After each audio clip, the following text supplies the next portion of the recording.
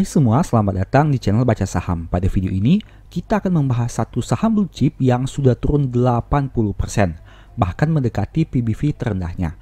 Apakah saham ini sudah murah? Tapi seperti biasa, semua pembahasan ini bukan rekomendasi dan hanya informasi. Ingat, kerugian kamu tanggung sendiri ya. Nah, saat ini kita akan membahas saham HMSP atau PT HM Sampurna. Teman-teman bisa lihat di sini tentang informasi umum perusahaan. Saham HMSP ini punya 4 produk unggulan. Yang pertama adalah Jisamsu, Sampurna A, Sampurna Kretek, dan Marlboro. Nah, mereka juga punya 7 pabrik, 38 mitra produksi, dan 20.756 karyawan tetap, serta ada 45.600 karyawan MPS. Pangsa pasarnya sekitar 28%, volumenya 86,6 miliar unit, penjualan bersih 111 triliun, dan laba bersihnya 6,3 triliun. Informasi ini bisa teman-teman lihat pada laporan tahunan 2022 HMSP. Nah, sekarang kita lihat sekilas untuk kinerja harga sahamnya. Di tahun 2022, harga tertingginya adalah 1.170. Angka tersebut lebih rendah dibandingkan tahun 2021 dengan harga tertinggi 1.535. Untuk harga terendahnya di tahun 2022, 835, dan angka tersebut juga lebih rendah dibandingkan harga terendah tahun 2021. Kesimpulannya, harga saham HMSP di tahun 2022 mengalami penurunan dibandingkan tahun 2021. Ini merupakan opini atas prospek bisnis yang disusun oleh direksi. Momentum pertumbuhan ekonomi dan prospek bisnis yang positif diperkirakan terjadi di tahun 2023. Kendati demikian, masih terdapat tantangan dalam pemulihan pendapatan dan tingkat inflasi yang berpotensi menciptakan tekanan terhadap keterjangkauan produk. Selain itu, kenaikan pita cukai 2 digit rata-rata tertimbang sebesar 11% merupakan salah satu tantangan bagi industri tembakau pada tahun 2023.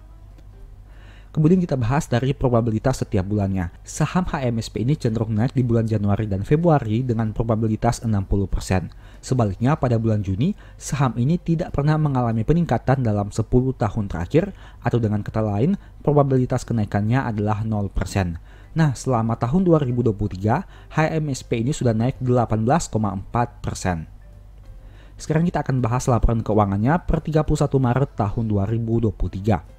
Pertama, dari aspek aset sebanyak 52,6 triliun rupiah yang mengalami penurunan dibandingkan tahun sebelumnya. Mayoritas aset berasal dari saldo persediaan sebanyak 20,6 triliun rupiah dan angka ini mengalami peningkatan dibandingkan tahun 2022. Nah, kemudian dari aspek liabilitas sebanyak 22,3 triliun yang juga mengalami penurunan dibandingkan tahun sebelumnya. Mayoritasnya berasal dari hutang cukai sebanyak 10,6 triliun rupiah. Angka ini mengalami penurunan jika kita bandingkan dengan tahun 2022. Nah, bisa saja hal inilah yang menyebabkan kenapa HMSP bisa mencetak kenaikan kinerja di tahun 2023 ini, karena ada penurunan hutang cukai dan biaya pita cukainya. Teman-teman bisa baca di sini bahwa hutang cukai ini merupakan hutang yang timbul dari pembelian pita cukai. Poin berikutnya adalah ekuitas dengan jumlah 30,3 triliun dan angka ini mengalami peningkatan dibandingkan tahun sebelumnya.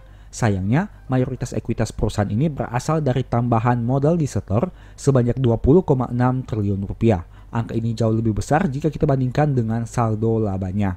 Tapi di sini, saldo laba perusahaan juga naik dari 6,3 menjadi 8,5 triliun rupiah. Berikutnya dari aspek laba rugi dengan jumlah penjualan sebanyak 26,9 triliun yang mengalami peningkatan dibandingkan tahun sebelumnya. Dan beban pokok penjualannya juga mengalami peningkatan dari 21,9 menjadi 22,1 di tahun 2023 ini. Nah, untungnya laba kotornya masih bisa tumbuh dari 4,2 menjadi 4,8 triliun di tahun 2023 ini. Kita lihat sekilas untuk rincian penjualan bersih perusahaan.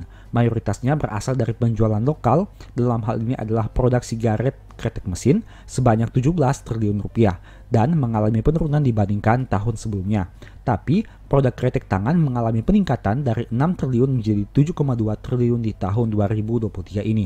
Nah, inilah merupakan salah satu kontributor kenapa pendapatan perusahaan masih bisa tumbuh di tahun 2023 ini. Dan sebagai catatan, tidak ada penjualan kepada satu pelanggan dengan jumlah kumulatif penjualan lebih dari 10% total penjualan. Artinya, penjualan perusahaan ini terdistribusikan dengan baik kepada semua konsumennya. Berikutnya dari aspek beban pokok pendapatan dengan jumlah yang teman-teman bisa baca pada tampilan berikut ini. Nah, mayoritasnya berasal dari pembelian pita cukai sebanyak 18,1 triliun rupiah. Angka ini juga mengalami peningkatan dibandingkan tahun 2022. Tapi untungnya, kenaikan ini tidak sebesar kenaikan pada tahun-tahun sebelumnya, sehingga beban pokoknya hanya naik tipis dibandingkan tahun 2022. Kita lihat dampaknya terhadap laba periode berjalan yang mengalami peningkatan dari 1,9 menjadi 2,1 triliun di tahun 2023 ini. Terkait historical EPS, kinerja di tahun 2023 ini bisa dikatakan lebih tinggi dibandingkan tahun 2021 dan 2022, tapi masih bisa dikatakan setara dengan kinerja di tahun 2020. Untuk aspek dividen, saham ini konsisten membagi dividen setidaknya dalam 5 tahun terakhir.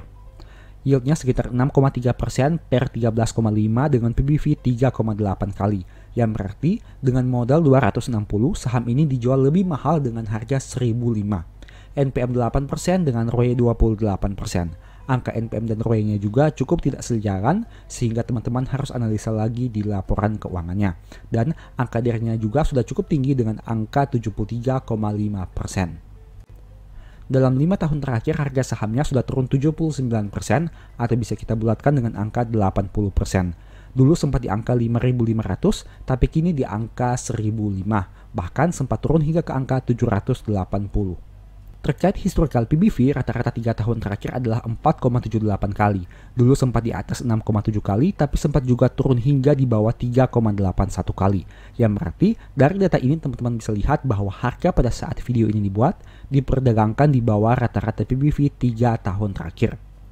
Demikianlah pembahasan singkat saham HMSP. Selalu ingat bahwa video ini bukan rekomendasi dan hanya edukasi. Segala risiko kerugian menjadi tanggung jawab kamu sendiri. Sebagai informasi, apabila kamu ingin mempelajari metode nabung saham dan dividen investing, mungkin ebook strategi nabung saham ini bisa membantu. Apabila kamu ingin mempelajari analisa fundamental dan money management, mungkin ebook The Stock Market ini bisa membantu. Dan apabila kamu ingin mempelajari analisa laporan keuangan, mungkin ebook ini bisa membantu. Untuk detailnya silakan baca pada tampilan berikut ini. Apabila ingin melakukan pembelian ebook baca saham, silahkan chat saja pada nomor WA yang tercantum. Oke, sekian video ini, semoga bermanfaat. Thank you.